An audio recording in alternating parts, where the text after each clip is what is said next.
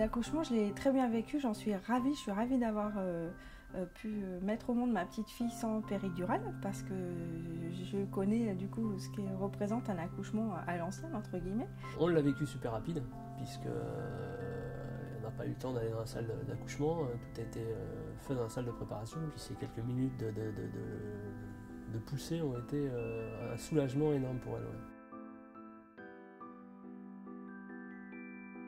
Au niveau de l'éveil, c'est fabuleux parce qu'elle a souri très tôt. Dès 1 mois, elle a commencé à faire ses premiers sourires. Moi, je pensais que c'était des petites risettes parce qu'elle avait mal au ventre. Et le médecin, pendant la visite d'1 mois, m'a confirmé et m'a dit « Mais vous avez vu, elle vous sourit ?» C'est le plus beau cadeau qu'on puisse avoir, le premier sourire de son bébé. Le premier sourire, ça a été dans les bras de ma mère. Elle commençait à sourire, à faire les premiers petits sourires. On se dit oh non, elle a des coliques, c'est pas possible, c'est trop jeune.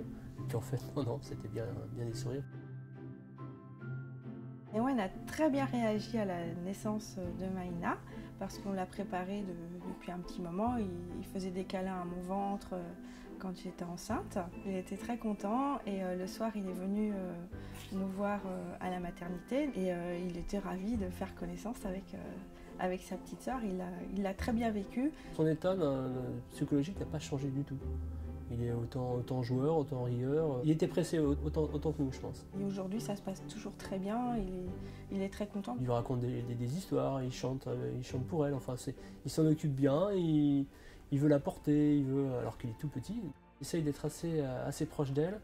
Et elle lui fait des sourires, elle le charme un petit peu. Tout petit comme ça, j'ai l'impression qu'ils se comprennent bien quand même. Elle pleure pas souvent. Et quand elle pleure, il y a une bonne raison.